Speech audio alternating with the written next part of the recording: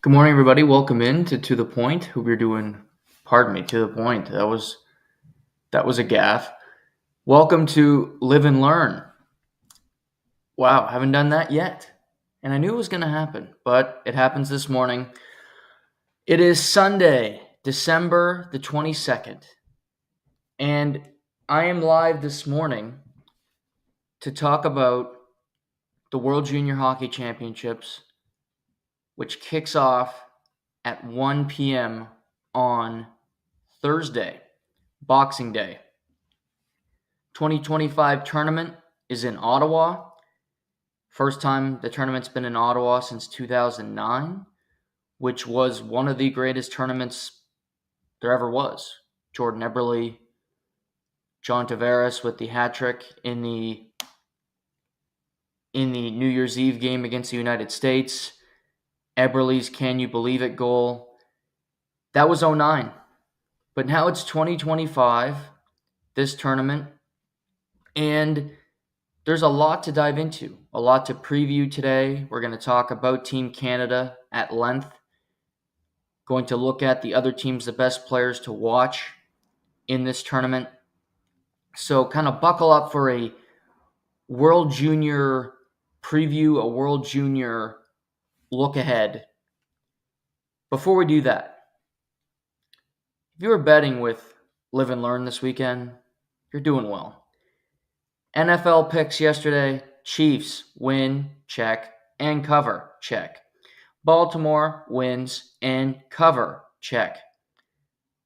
College football: Notre Dame win, cover, check. Penn State win, cover, check. Clemson, it was 13.5. I said, buy the half point. It's worth it. What was it? Oh yeah, they lost by 14. It's a push in my book. Push. I take that as a victory. 14 was 14. Win. And then Ohio State. Oh, they struggle, but they're at home. It's freezing in Columbus. They win. They crush the Volunteers. So that's a hot streak, folks. I don't know what to tell you. That's red hot. We got 3 games today. I got 3 picks today for today's games, week 16. We're just going to keep it going. We're going to keep the winning going. Absolutely. So stay tuned for that at the end of this podcast. But last night I was watching so many things yesterday. So much content to consume. So many things to track. I'm watching college football. I'm watching Kansas City defeat Houston, that awful injury to Tank Dell, which we'll talk about more in length tomorrow on tomorrow's podcast. But I'm also watching the World Junior Team Canada pre-competition game against Sweden. Just like I watched their pre-tournament game against Switzerland on Thursday night. Canada has one more pre-tournament game. That game is tomorrow against the Czechs before the tournament gets going on Boxing Day against Finland. For Canada, they lost in the quarterfinal in Sweden last year. Disappointing tournament, disappointing result, and really the training camp, the outlook going in was, let's get back to basics. Let's get back to success. Because coaching Canada is Dave Cameron. Dave Cameron's been an assistant coach. He was an assistant coach under Pat Quinn in 09, winning a gold medal.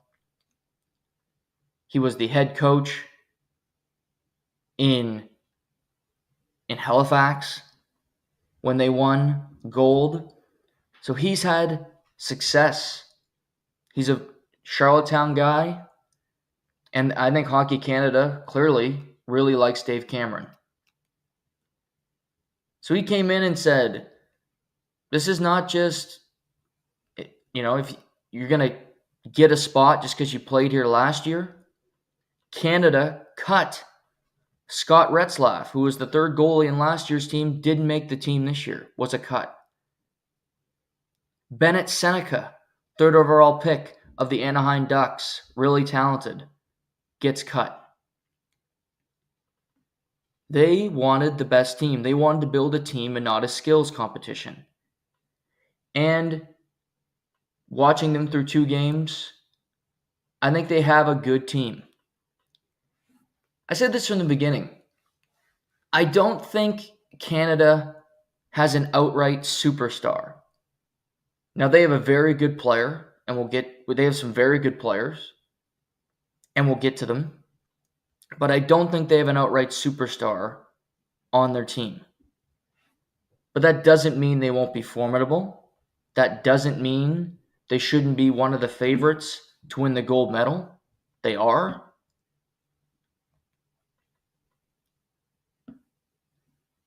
And I think their team, it starts with Easton Cowan. Easton Cowan is the Toronto Maple Leafs first-round pick. He, including the pre-tournament games, has gone 58 straight games with at least a point. 56 of those games with the London Knights in the Ontario Hockey League. He tied Doug Gilmour for the longest streak in OHL history.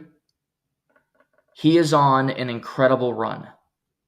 He's playing some great hockey, and it's a fantastic story. And watching the kid, he's getting better because if you look at him, he's getting more physical. He's not getting pushed around as much on the ice. He's very creative. I'd say he's a pass-first player. Very much so of, I want to help teammates before I can help myself. And I do think he's Canada's best player. I think he's Canada's most important player if they're going to go on a long tournament run and ultimately win a gold medal. Because he's going to be on the ice a ton. He's going to be in every crucial situation.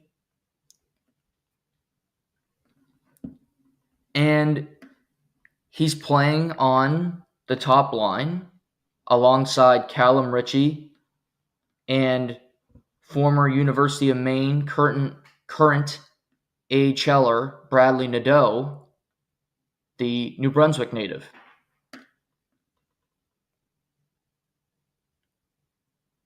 And that line has popped. That line has good chemistry already. Cowan had a hat trick against the Swiss. Callum Ritchie had 3 points last night. Easton Cowan had another goal. And quite honestly, Nadeau has been the lesser of the three, and he's coming from playing pro hockey to playing junior again, which can be a tough transition. But watching Cowan, he can control the ice. He's everywhere. He's smart. As I mentioned, he's more and more physical. I think he wants to have a presence on this team. I think he wants to have a really dominant tournament. An impressive showing where people leave and go, yeah, Easton Cowan, he's going to be an NHLer next year. He's the future of the Toronto Maple Leafs. Young players pushing through. Easton Cowan is going to be one of them. And he very well could. Callum Ritchie is a member of the leadership core. He's a big winger that has really good finish, forechecks, and I just really like the way he plays the game. He makes himself open. He gets himself in the tough areas. I think he's a smart player. I think he can be a power forward in the NHL and not that far. Give him a year in the American League. I think this guy's going to be an NHLer. Have an impact.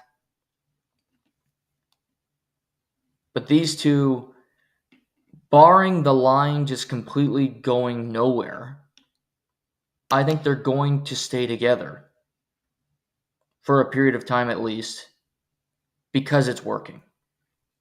The other lines so far, I think they're working through it. They're trying to find chemistry.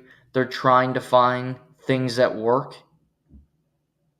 But the top line of Nadeau, Callum Ritchie, and Easton Cowan has been their best unit so far. Looking throughout the rest of the team, Captain Canada is Brayden Yager, who was a draft pick of the Pittsburgh Penguins, but he was traded in the offseason to the Winnipeg Jets because of a dispute, really, where Winnipeg, not everybody's cup of tea, not everybody stoked to be there. And you had Rutger McGroarty, who was a gold medalist last year, college player, and he said, yeah, I'm not signing my pro contract with Winnipeg. So he kind of forced their hand. He gets dealt to Pittsburgh. He's playing in Wilkes-Barre. Yager, he's the captain of his junior team, and now he's Captain Canada. He's a guy that works really hard, very creative when the puck is on his stick. It's been weird the way they've set up their lines because he's basically been their fourth line center the first two games. But I don't think that's the way it's going to look when it starts because he's on the power play and he's in key situations. He's going to score goals in this tournament.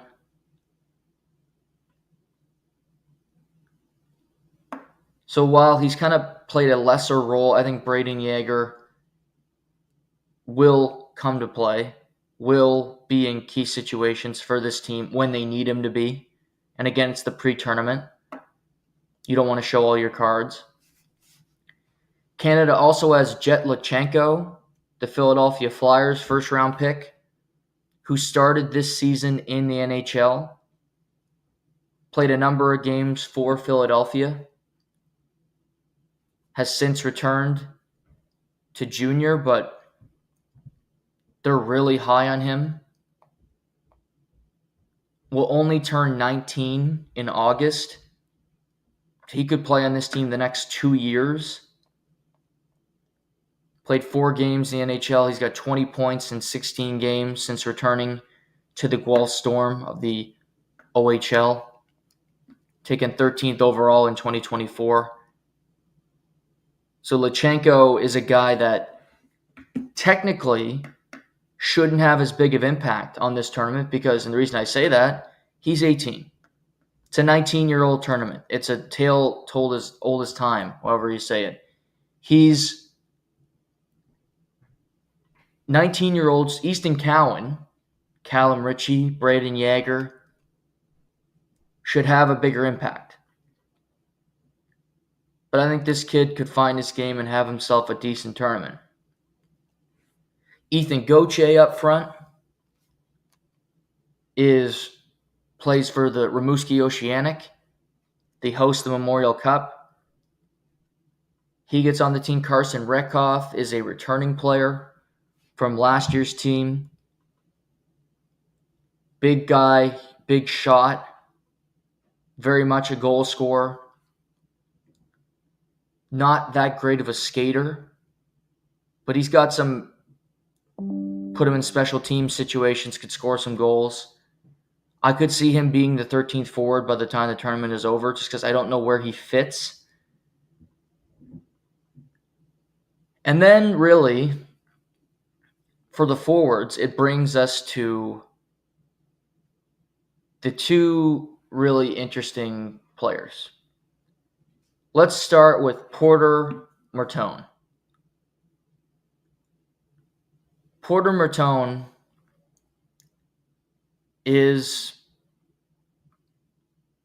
eligible to be drafted in 2025.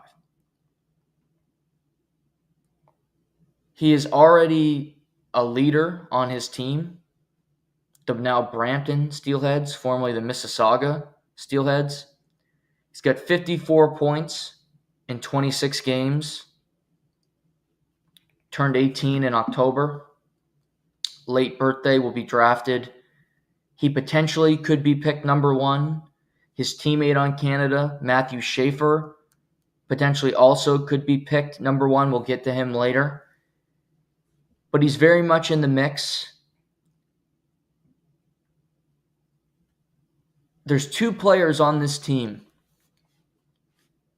that I think could be awesome, or they could be afterthoughts because of their age and they don't get used enough. And I'm very curious to see which way it goes. And Porter Mertone is one of them. This kid can score goals. This kid does everything fairly well. He's creative. He's smart.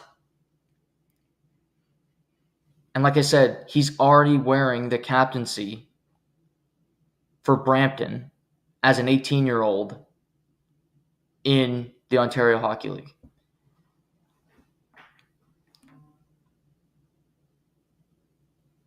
He can do so many different things. He could be the 13th forward. He could be a healthy scratch.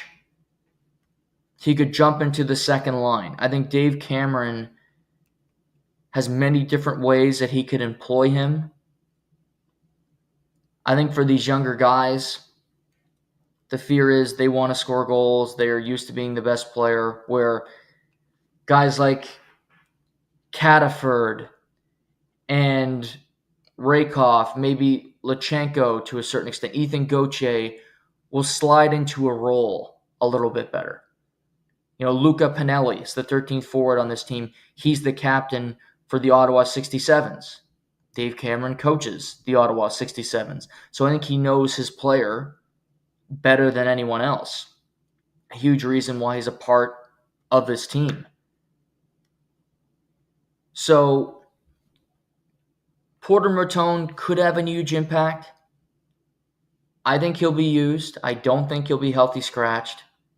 He could be. That's what I'm saying. It very well could happen, though. But look out for this kid, because he will be one of the first 3 picks in the 2025 NHL draft, and you can stamp that because it's a fact. Gonna happen. Going to happen. And then there's Gavin McKenna. Gavin McKenna is not eligible to be selected in the draft until 2026. He's a youngster. However, he just turned 17 on December the 20th, plays for the Medicine Hat Tigers, and he's got the most points in the CHL right now. Most points in junior hockey by any player, Gavin McKenna. 60 points in 30 games for Medicine Hat. He is very much Bedard the first year he played for Canada, where he comes in and he's dominating. But where's he going to fit? Last year, as a full-time, 16 was 15 to start the year technically. Gavin McKenna had 97 points in 61 games. Incredible. 60 and 30 so far for Gavin McKenna.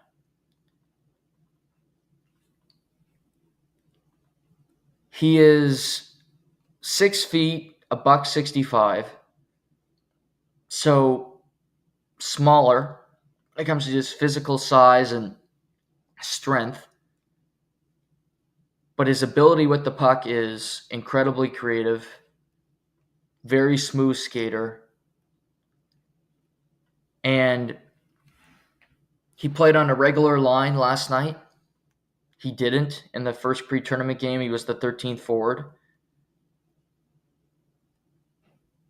And just like Porter Mertone, I don't know where he's going to end up.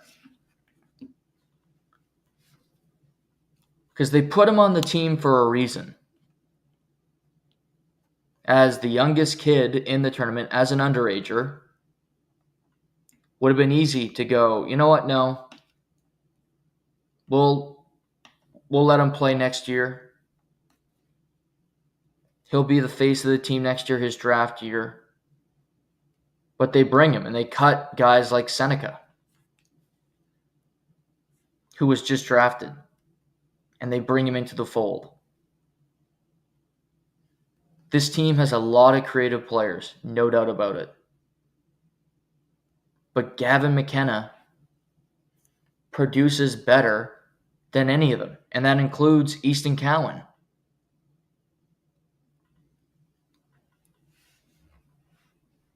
He's going to play a role. I think he's too good that he's not going to have an impact on this team. That he's not going to jump off the page and do something incredible in this tournament. 17 years old, will he have shifts where he looks a little out of place? Perhaps. Will he have moments when you go, I don't know if he should be out there? Yeah. Bad turnovers with the puck, a little careless. Absolutely. But I've seen that already from a bunch of different players on this team where I go, that was a stupid decision. But they're kids. That's also something we have to remember. And I remember hearing this from my grandfather, and he said it to me lovingly. But he said there's nobody more selfish and nobody more stupid than a 16 to 18-year-old male. And he was right. I did some stupid stuff. I still do stupid stuff, but I did some really stupid stuff when I was 16, 18 years old. And honestly, I think he said it so I did less stupid stuff. I don't know if it worked. But watching these games so far, what these kids try is incredible. And I love the creativity, and I love the fact that they'll do it. It's not always going to work, of course not. But they're willing to give it a go, and that's exciting to me. That's interesting. So, Gavin McKenna, where he ends up landing on the depth chart, not sure. Not exactly sure where he lands. But he's going to have an impact in some capacity on this tournament. I believe he's too good not to. Played on a regular line last night. But Gavin McKenna, Porter Mertone are incredibly interesting because they're so young, because they're not yet drafted, and of how good they are. They are incredible. Truly.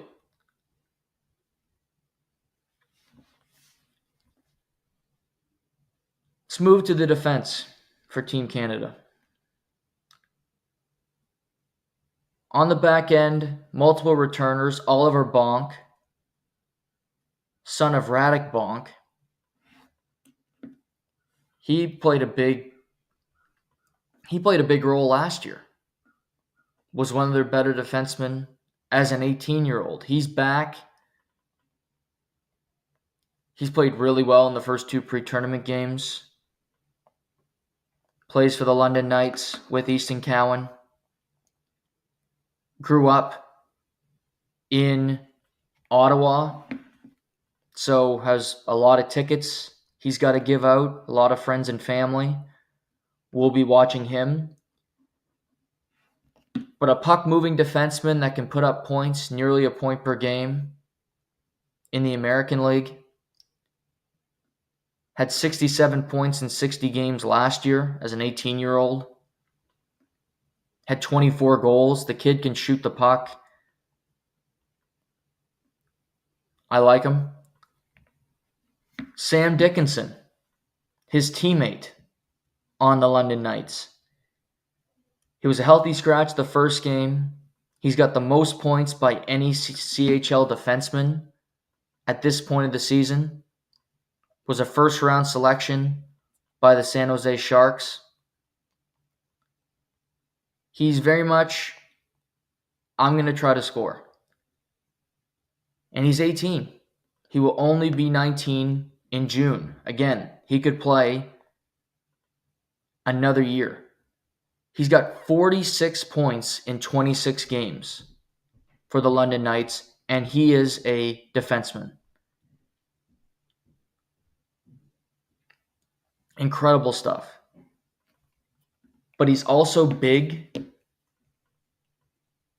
He's rangy. He can do a lot of different things. I think this team has a lot of defensemen, and it's one of the key things for if they're going to win. You see it so far. This defense is going to be extremely active and are going to contribute to the offense if this team goes far. Oliver Bonk, Sam Dickinson, Tanner Molendyk, who's a first-rounder of the Columbus Blue Jackets. He was picked for the team last year, was injured in the pre-tournament, never got to play. He's here. What a skater this kid is. I think Columbus has a good one. You look at him and you kind of go, he's a tad small. Don't disagree with that. But I also go, who's going to catch him?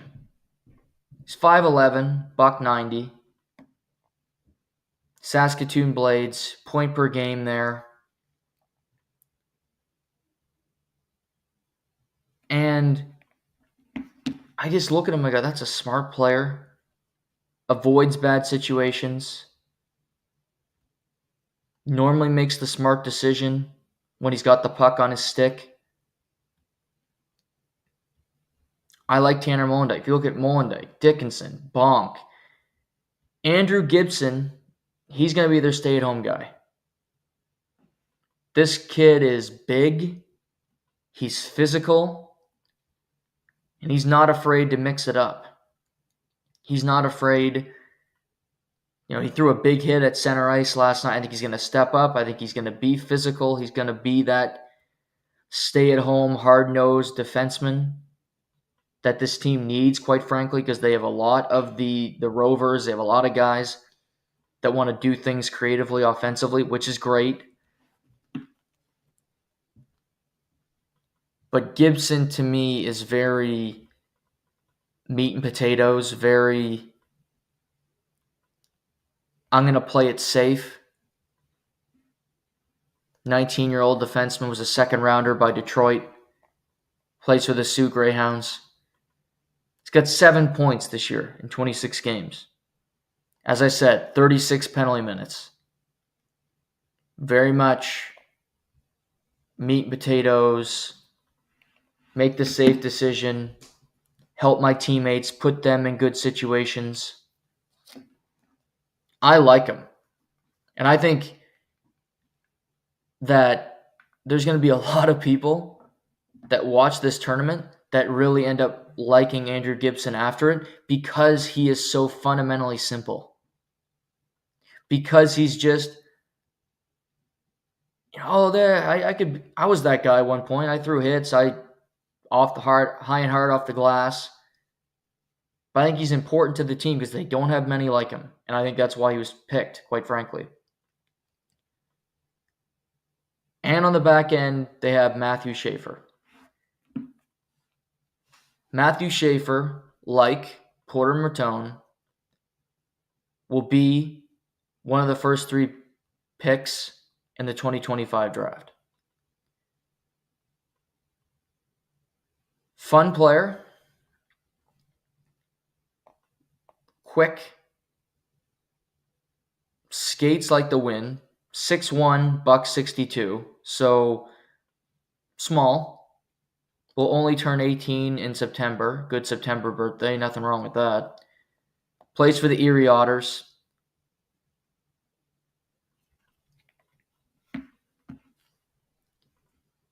I think for him, I don't think this tournament's going to be too big. I think he's going to be on a third pair type role for him. Because this tournament is much more difficult for him to have a good tournament and for him to have success than it is for Porter Mertone or Gavin McKenna. Because defense is much harder to play than forward. You can hide a little bit as a forward. You might score a goal in a game. Somebody goes, oh, look at that offensive creativity. And then you go, oh, well, Matthew Schaefer couldn't do anything. Couldn't get the puck. Couldn't complete a pass. Oh, he gets hemmed in his zone. And it could be having, a shitty winger who's not used to playing with him or doesn't put in the effort. I've always said this. Goalie, very difficult. But to me, defense is the hardest position to play, and it's tougher than goalie. Because, number one, defense, yeah, okay, goalies say, oh, we play the whole game. Yeah, you do. But also, there's games where you make like 19 saves and you're just, eating a poutine in the net and you do nothing. Defense, you're on all the time. You got to skate backwards the whole game. That's fun. You got to go back and take a hit on every time it's dumped in your corner. That's good for the shoulders, collarbone, all that. You have somebody bearing down on you. You have to rely on wingers. And wingers are so unreliable. They are selfish creatures because they want the puck where they want it. And going up against the boards, not always fun for the winger. Defense, you have to be everywhere. You have to be right all the time. Don't throw it up this way. Throw it up the other way. You always hear that from coaches. Like they know. But I played forward. My sister played defense. I didn't envy her position. Because I knew her job was harder than mine was. Much tougher. So for Matthew Schaefer, KISS, keep it simple, stupid, but use your creativity. Don't be afraid to jump into plays. And do what you do. And that's be creative, be smart. Everything in between. I mentioned off the top, Canada cut one of their returning goaltenders. Scott Retzlaff was not having a good year in the W. Didn't have a great training camp, reportedly. And they went with Jack Ivankovic, pardon me, tough name to say, Carter George, and Carson Bjornsson. All three guys have played in the pre-tournament games so far. To me, it looks like Ivankovic and George are going to be the number one and number two. I thought Ivankovic played really well against Sweden last night. Much tougher competition than Switzerland. He made some really good saves early to keep them in the game. And yes, Canada dominated, I found, the second and third period. But he was sharp throughout the entire game. He was in good position. And really, to me, it's who starts tomorrow will start against Finland. Because that's normally how they do things. Normally they go, okay, well, he gets the start. That's how it's going to go.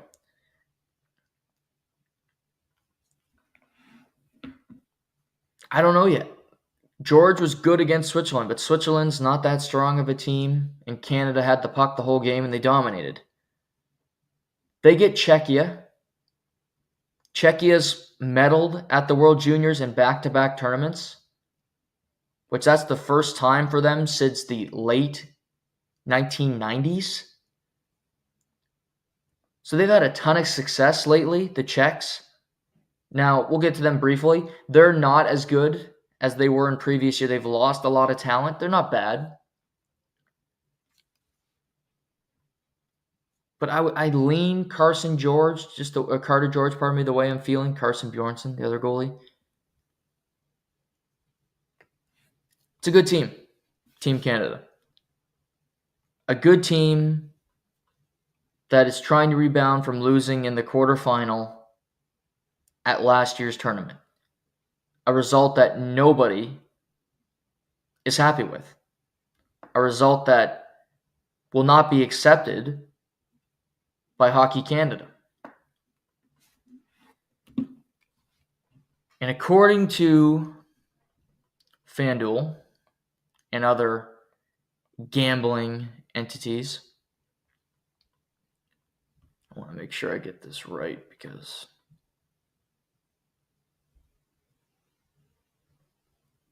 find this here. The betting lines for the tournament. Canada is plus 130, which is the best odds, to win the gold medal. So people have faith that this team can be good. People have faith that this team could go all the way, and I agree with that. They're the co-favorite with another team. We'll get to that team in a second. Canada has a ton of talent, skates incredibly well, so much creativity on this team. They absolutely can play with anyone. And goaltending has not shown itself to be a problem so far, but it absolutely could be the death nail because you never know how the goalies are going to show up in the big moments. So there's a team tied with Canada for the best odds to win this tournament. And that team is the defending champions, the United States of America. The U.S. won in Sweden, breaking their curse. Well, really, they hadn't medaled since winning the gold medal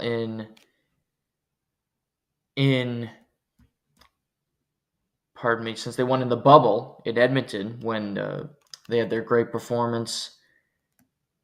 You had the Michigan, remember all that stuff, and it was fun for the U.S. They won last year. They're bringing back a ton of players from that team, and they have a very good lineup as well. Starts with their captain, the Washington Capitals first rounder, Ryan Leonard. Ryan Leonard alongside Will Smith were two of the best players in last year's tournament, just top to bottom. Leonard was considering going pro like Will Smith did, who's currently playing for the San Jose Sharks. But he went back to BU for another season. And now he's the captain as a 19-year-old in this tournament. They were phenomenal together. And looking at his year so far, Ryan Leonard I really like the player. I think he's smart. He's got 19 points in 16 games for Boston College. A little bit down from the numbers he had last year, but again, he's not playing with Will Smith. He's not playing with, that team isn't as good as they were last year. Was taken 8th overall by Washington in his second season. Still productive, still a very good player. Will be asked to do a lot for Team USA, will be the man for this team. Also returning, Gabe Perreault, who I hadn't watched him much, hadn't seen him much until last year's tournament. And I went, this kid's pretty good. This kid also plays at Boston College, 23 points in 16 games. Creative, can make things happen on the ice. I like him. Returning player. Trey Augustine, their goalie's in his third World Juniors. Obviously was the gold medal winning goalie last year. Michigan State can do lots. another returning player for them. Drew Fortescue on defense, returning for the United States. But up front for me, two players I can't wait to watch for the U.S. And that's James Hagens and Cole Eiserman. James Hagens is the third of the Matthew Schaefer, Porter Martone trio that could be selected number one in the 2025 NHL draft. Craig Button has Hagens as the number one pick right now. And again, he's a youngster. Turned 18 in November. Plays at Boston College. 20 points in 16 games as a freshman. Had 47 and 26 for the national development team last year. 5'11", $176. Can play center. Has played the wing. An offensive guy that really creates for his teammates. Solid skater. But I want to see him play more. And that's why I love this tournament. I just want to see guys and go, who really popped to me? Who really showed up and I go, wow, that was impressive. That's an NHL player, not far off. Has the tools to do it. Gonna be productive. I mean, Hagens, much better odds of being an NHL player next year than Martone or Matthew Schaefer, because they can go back to junior. They can send them back. If this guy turns pro, he's either playing in the AHL or the NHL, and most of these NCAA guys don't go play in the A. Look at Will Smith, who's playing for San Jose on a nightly basis. But Hagens, again, you look at the teammates, Perreault, Leonard, Hagens, all these guys play at Boston College. They're familiar with one another. So I think that's one thing the U.S. has going into these tournaments is they have familiarity. A lot of them played for the U.S. National Development Program, which is kind of something you have to do if you want to be on this team, because they normally don't pick guys who go play in the CHL. Just ask Alex DeBrincat. We have that Boston College connection. They know each other well. They've been teammates. And the second player for the U.S. I am dying to watch is Cole Eiserman. The goal-scoring machine, Cole Eiserman, who was passed on multiple times last year in the NHL draft. I thought he'd go in the top 10. He ended up going 20th to the New York Islanders. Kept sitting in the stands, and I think they got a really good player. He had 25 goals in 24 games last year for the National Development Program. He had 28 and 32 the year before. He's got 9 goals in 16 games this year, his first year playing at BU. He can score goals, period. He's a left winger. He can set up shop. He's 6 feet, 200 pounds, 18 years old. And I just want to see him play. It's always, his skating isn't good. His defensive ability. Honestly, you can teach defensive responsibility. If you're that good of a coach in the NHL, you're paid this much money, you can teach a guy to know how to play defense, to get in a lane, to get his stick in the right area. You can't teach goal scoring. Period. End of story. Alex Ovechkin had a lot of detractors, and I'm not comparing the two, but he had a lot of detractors. Oh, he's lazy. Oh, he doesn't know anything about defense. But he also scored a shit ton of goals, and he's also a Stanley Cup champion. And he also really changed the outlook of the Washington Capitals franchise, quite frankly. You can't teach putting the puck in the back of the net. No coach can be like, yep, no, can't. You have it or you don't. I believe it's a genetic thing for these great ones when it comes to goal scoring. Could you improve your shot by getting a net and getting some plastic ice and shooting every day? Sure. But you could do that 1,000 times. You're not going to be better than Ovechkin or the Yzerman kid or Leon Draisaitl at scoring goals because they just have it and you don't. It's unfortunate, but it's just the way of life.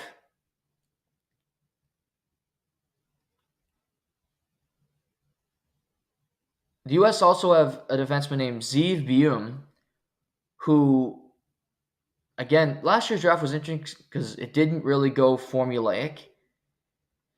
Zeev was talking about going maybe in the top 4, top 5. Thought Montreal might take him. They took Demidov, the young Russian defenseman who's still playing in the K. Zeev dropped to 13th, is now a member of the Minnesota Wild. They really like him. I mean, and I trust Minnesota in drafting defense because they drafted my guy, Brock Faber, who's already a stud, and he was playing NCAA hockey. Stepped right in, and he's one of the best defensemen in the league, period. And Zeev is a leader. He's worn captaincy before. He's not here. But he's 19 at the University of Denver. Had 50 points in 42 games last year. Has 20 and 18 this year. From San Diego. I think he's going to be asked to do a lot. It's going to be him and Cole Hudson, the brother of Lane Hudson, who are going to be asked to do the most on this team, on defense. Play in the big moments, be ready in the key situations. Cole Hudson's a second rounder by the Washington Capitals in last year's draft. He's an 18-year-old. Plays for BU. 14 points in 16 games. He's also got 46 penalty minutes. So a guy that's not afraid to be physical, not afraid to mix it up.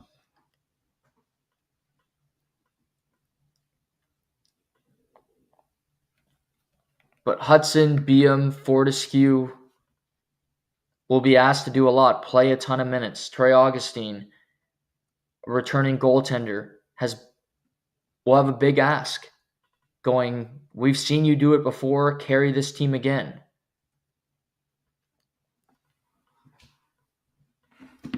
I think the U.S. has a really good team.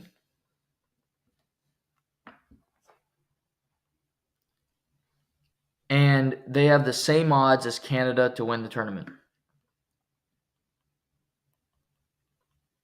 And I think that's fair. Because they have a ton of talent.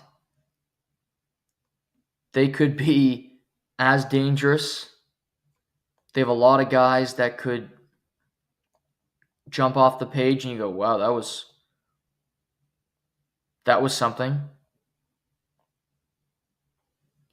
I didn't mention Oliver Moore, who plays for University of Minnesota, returning player. Danny Nelson, Gabe Perreault, I mentioned. They have a lot of guys that have experience, that have done this before, have gone through it. I mean, hell, the U.S. were in a gold medal game against Sweden. In Sweden, they won the game in enemy territory. They pulled it off. They'll come in confident, like they always do. They've kind of had that flair about them since Trevor Zegras and winning the gold medal. But they deserve it. They have that feel about them.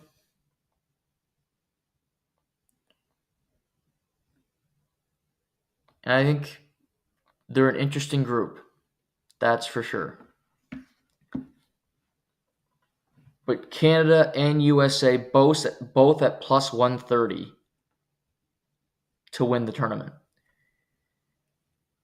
Brings us to Sweden, who won silver at home last year, and they are bringing back 9 returning players from that silver winning performance. Watching them last night, I like some things about their team and some things I don't. I think they have maybe, and it's tough because I think there's some really good defense in this tournament. They might have the best defense score in the tournament. If you look at Axel Sandin Pellikka, who won Best Defenseman in the tournament last year as an 18-year-old, he returns for Sweden. He's over a point per game playing in the top Swedish league in the world against men right now. He's a first rounder of the Detroit Red Wings. Really smooth skater, very smart, will play in all situations.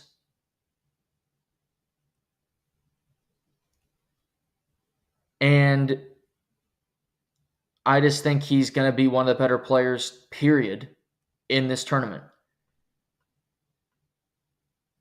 Tom Wallander, another guy who has a lot of experience,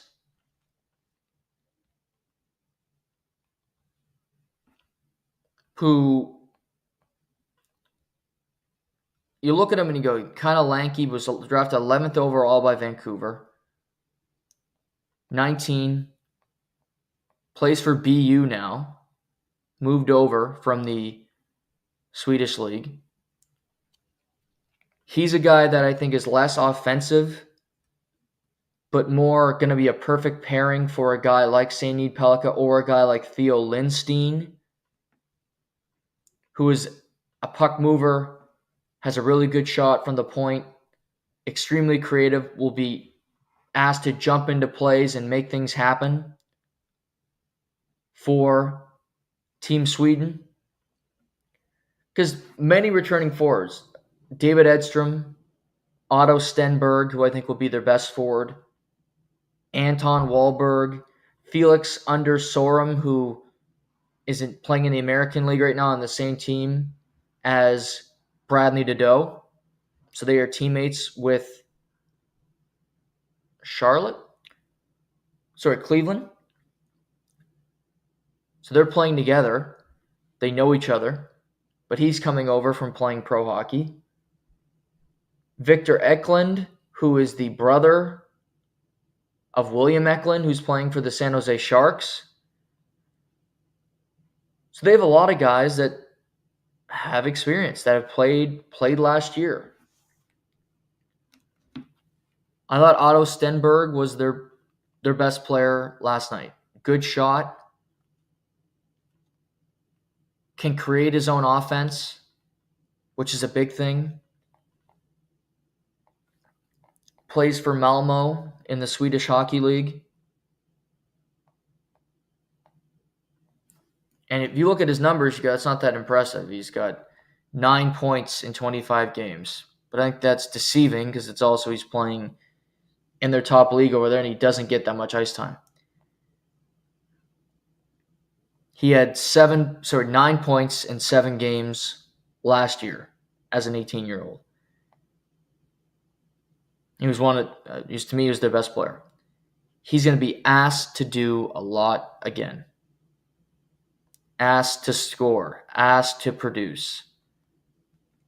David Edstrom, another guy who at 19 plays for Frölunda, he only had 3 points in 7 games last year. He didn't get on the score sheet. He has to this year if they are going to have an impact, if they're going to medal again, if they can compete for gold. Because I don't think it's crazy to think that they could. Theo Lindstein, a defenseman, had 8 points in 7 games at last year's tournament. Really good player. Sandin Pellikka. At last year's tournament, finished with 6 points. This is his third World Junior. He gets better at every one. Plays a ton of minutes. I think he can handle it. He's going to be ready. Every key situation. And one of the great benefits for Sweden is they play in the easier of the two groups. And it's all based on where you finish. The U.S. won, Canada lost in the quarterfinal, so they're in the same group. This year we get Canada-U.S. on New Year's Eve, the way it should be. The way it should happen every year. But the groups line up that we get it again. Stoked for that. But if you look at Sweden, they're in a group with Switzerland, Slovakia, Kazakhstan, who gets promoted, and Czechia. That is a pretty easy group. Now, there's a team in there that I think is a kind of a sleeping giant and is going to be pretty good. We'll get to that.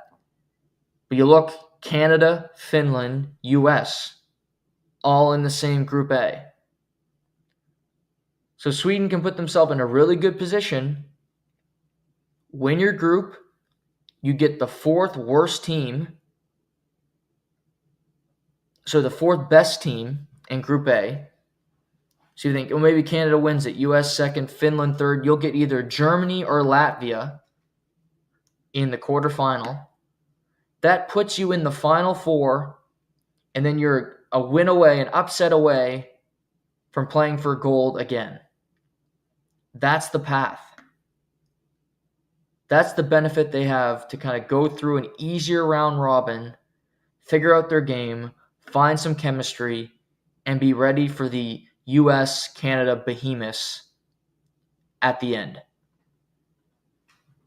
They're not a bad team. 9 returning players. I think they can compete with Canada and US when we get down to the nitty-gritty of this tournament. Now, I mentioned a sleeping giant in Group B with Sweden. And to me, it's not Czechia this year. And I think Czechia is going to be okay. I don't think they're great. But I like Slovakia. Slovakia, they have a lot of different parts to their team that could be productive. Their number one is Dalibor Dvorsky, who gets loaned from the Springfield Thunderbirds of the American League. He played in Moncton Halifax as an underager, played last year in Sweden as an 18-year-old, and now he plays this year as a 19-year-old. Was playing in the O, then is now playing in the American League.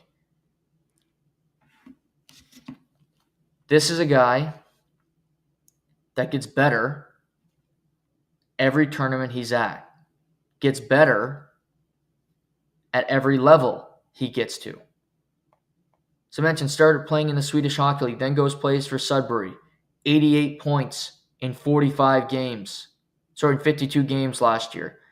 AHL this year, he's got 21 points in 26 games in his first year in professional hockey. That's impressive. That's really impressive. And you go, 2022, 2 points. 2023, 3 points. 2024, 6 points. This is his fourth World Junior because of the summer one. Gets better every tournament. Gets better every league he plays in. More opportunities. Was taken 10th overall by the St. Louis Blues in 2023. He wanted to make their team out of camp. They sent him down to the American League. He could play for their team by the end of the year. I fully believe that. He is their most important player. He's going to be asked to do a lot, but he doesn't have to do it all by himself. He's joined by Jurek Pekarek, who's a winger who I watched play last weekend for the Moncton Wildcats.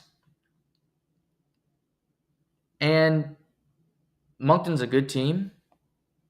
Moncton's got it humming down there. Pekarek's also drafted by St. Louis, was a third rounder in 2023. He's got 35 points in 29 games in the queue, playing, alongside Caleb Denoyer, playing top line roles for them. Good skater, decent finish. You look, Daniel Jenko plays for UMass, NCAA. They're producing more and more talent, the Czechs. It's not just, we got nobody. Yes, he's 19, he's undrafted. But he's got 7 points in 9 games. NCAA hockey. That's not nothing. Jan Chauvin plays under 20 in Finland. He's a 4th-round draft pick of the NHL. How about Miroslav Shatan Jr., son of Miroslav Shatan, former NHLer, longtime NHLer, on this team. Peter Cesar plays in the U.S. Hockey League, returning player. They have a solid group of forwards that can produce, I fully believe. The back end, Maxim Sturbak, plays for Michigan State, returning player. This is his 4th World Juniors, has played a ton of minutes. They also have Luka Radojkovic, plays in the U.S. Hockey League for the Muskogee Lumberjacks, returning player. Peter Valent plays for the Quebec Remparts. He is on here. You have Samuel Kubik, who plays for Blainville-Boisbriand. A lot of players not just playing in Slovakia, coming over to North America because they're good enough to play here. Sturbak will be asked to do a lot. And their goaltenders, no Dennis Gudla anymore. No more Adam Gahan, who was phenomenal the last couple World Juniors. But Samuel Urban, who plays for the Sioux City Musketeers in the USHL, is a returning player, was on this team last year, has experience. I think Slovakia is going to compete for top in this group. I think at worst, they finish second. They actually play Sweden the first day of the tournament. That's a 1 o'clock puck drop. That's to kick off the World Juniors. What an awesome game, let me tell you. You might go, 1 o'clock, Boxing Day. Let me go buy a new shoe or something. I'm sick of sitting here. Watch this game. Because these two teams are the best team in that group. It's almost unfortunate that this game is first because I think Slovakia will get better as they play games. As they go through this. I think Sweden will probably win that game because it's the start of the tournament. But Slovakia will get better. I think they finish at worst second in this group. They could compete for first. I have belief in them. And I think Dvorsky is a huge tournament because I think he's just a really good player. Going through the rest of this, Finland, 7 returning players. They've been disappointing over the last little while, Team Finland. If you look, Kasper Halttunen plays for the London Knights, big goal scorer, returning player for Finland. Konsta Helenius, who was an underager last year, now he's back. And he'll be asked to do a lot for this team. And if you look at this, Konsta Helenius, Kasper Halttunen, as I mentioned, Emil Hemming in his 3rd World Junior, Julius Medinainen, Tobias Heinonen, all returning guys for them. Halttunen's a goal scorer, but he's not a guy that can create his own offense. He needs a great passer. I think he'll play with Helenius. On the defense, Emil Peniniemi was a second-round pick. Vedi Vesanainen, another guy who was taken fourth round. I think Finland, I don't think they're that threatening. I don't think they're a team that will vie for the gold medal. I don't think they have that group. Hellenius is playing in the American League. He's got 17 points in 27 games with Rochester. His first year as a pro. Was drafted 14th overall last year by Buffalo. So we'll see what he can do. The Sabres, I mean, they could use him because they can't win a game right now. They've lost 13 in a row. But 18-year-old player coming over from playing pro hockey can be difficult as well. He hasn't played any pre-tournament games either for Finland because he's been playing in Rochester, and I think he got loaned as of yesterday. A late addition to the group. But Finland, I don't see them competing for a gold medal. I think they'll be a team that loses in the quarterfinals, that likely they'll finish third in the group. I think they could be a team that loses to a Slovakia in a quarterfinal game, in a bit of an upset, if you will. But I don't see them beating Canada. I don't see them beating the United States in head-to-head competition. They currently have the fourth best odds to win it all at plus 800, behind US, Canada, and Sweden. Czech Republic.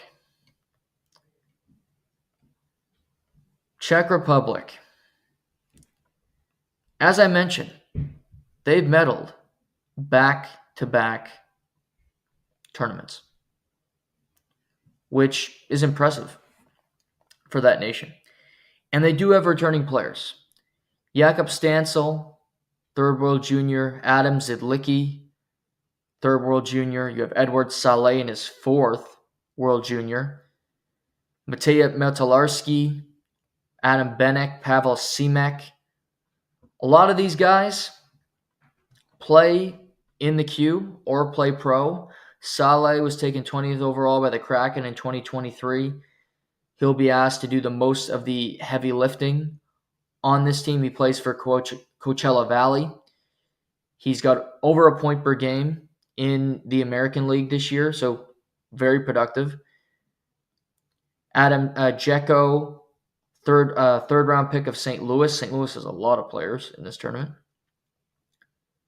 He plays for the Edmonton Oil Kings, has been a decent player there. You have Dominic Pewter, who's plays for the Brandon Wheat Kings. He's another guy that plays in North America. Again, that's becoming more and more popular over here. But I think their forward group it's not as dynamic as it was in years past, but Saleh will be asked to do a lot, as will Stansel. Zidlicki, another guy who I think they like and teams like. In past tournaments, I've heard Craig Button mention he's 19, still undrafted, but 44 points for Brampton. Smart player. Could be a guy that gets an entry-level deal as a 20-year-old, and then you kind of get to pick where you want to go. So might not be the worst thing in the world. He's also the son of former NHLer Marek Zidlicki. On defense for Czechia, you have guys like Adam Jiricek, who his brother just got traded to the Minnesota Wild. His brother was the best defenseman in the tournament in Halifax, David Jiricek. So a couple of Jiriceks, both putting their imprint on this tournament. Mateo Kotzel, they have technically 5 returning defensemen on this team, which is nice to have. And they also have Michael Harabel and Jan Kavan, both guys who have played in multiple World Juniors. Harabel was the goalie who played last year, plays for UMass, helped them win the bronze last year. So they're bringing back guys that have had an impact on this tournament. They have the 5th best odds to win gold. I don't think it's crazy for this team to go, we could win a medal in this tournament. We could win bronze again. Could happen. You never know. How teams show up, I think the Czechs have proven they show up to play in every game, whether it's for bronze, whether it's for gold, silver. They play hard, and they might be more motivated than Sweden, say if that's a bronze medal game. But they have better odds to win the gold in Slovakia, and I disagree. I think Slovakia is a better team. I think they'll finish higher than Czechia, and they're more of a threat to go on a Cinderella run than the Czechs are. Looking at the rest of the tournament, Germany, what's interesting about Germany, like they'll be fighting to stay above board, fighting to not be relegated. But they have a lot of Canadian presence. Noah Szymanski, born in Canada, but has German kind of heritage. German parents moved over there to play hockey, things of that nature. David Ladonsky, another guy born in Canada, but he's got that passport, which allows him, he's 17 years old, will be in the draft this year, plays for the Saskatoon Blades, 15 points in 20 games. Curious to see how he plays. They also have Julius Simpf, who plays for the Moncton Wildcats. Kind of a fan favorite in Moncton, quite frankly. They like him there. Undrafted, 19, 37 points in 29 games this year for Moncton.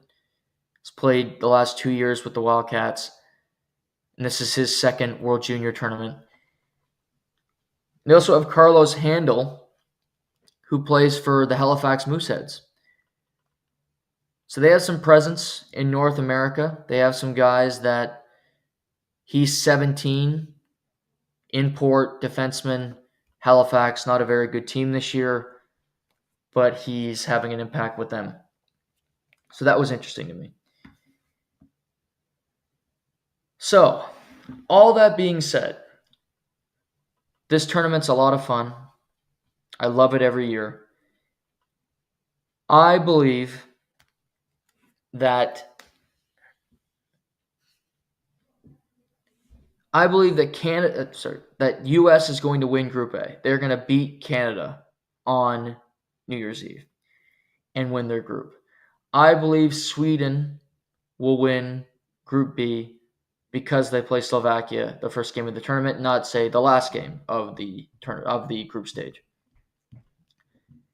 Canada will be second place. They will likely get, I'm going to say they'll get the Czech Republic in a quarterfinal, and they will best the Czech Republic, and they'll stop the streak of the Czechs winning back-to-back medals at this tournament. It'll be a tough game because the Czechs will always come to play, but I see them beating Czechia. The United States will get, looking through, I'm just going to go through the whole tournament and how I see it going down. The U.S. will play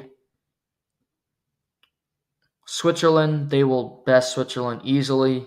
I see Kazakhstan and Latvia playing in the one-game relegation. I think Kazakhstan will be relegated. But I got the U.S. beating Switzerland. Slovakia will finish second in Group B. They will play, in all likelihood, Finland. I think Slovakia will beat Finland and advance to the semifinal. That means Sweden, who would finish first, will play Germany. They will beat Germany and advance.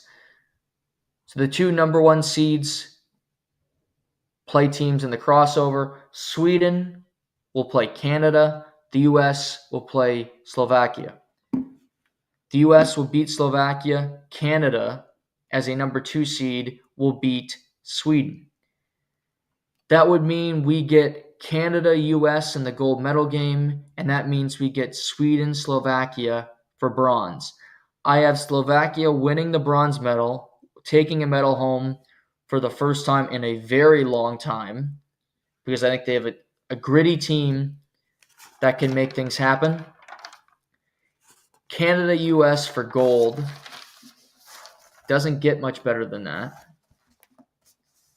And I have Canada getting revenge, beating the United States in the gold medal game, and bringing back the gold medal after losing in the quarterfinal last year.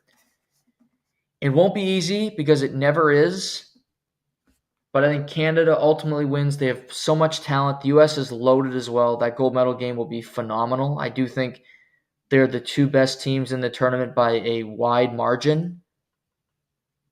But it's also fun to watch the tournament for the players, who shows up, who looks great, who you leave the tournament going, wow, that guy can really play. But that's my outlook for the tournament. That's how I have it going. Kazakhstan relegated, Canada winning gold, US winning silver, Slovakia winning bronze. Hope you enjoyed that. That's a World Junior preview. It's our second to last podcast before Christmas. We'll also be doing a show tomorrow recapping the NFL weekend. Lots of hockey drama as well, including the Vancouver Canucks, who are full of drama. Another Austin Matthews injury to get into. So we'll talk about that tomorrow evening. That's a 7:00 podcast per usual. And then we'll be back on the pod on Friday at some point to recap the opening day of the World Junior Hockey Championships. Before that, we got our NFL 3-game parlay to talk about. As I mentioned, we were hot this weekend, college, and if you're gambling with Live and Learn, you are on fire. You're making money.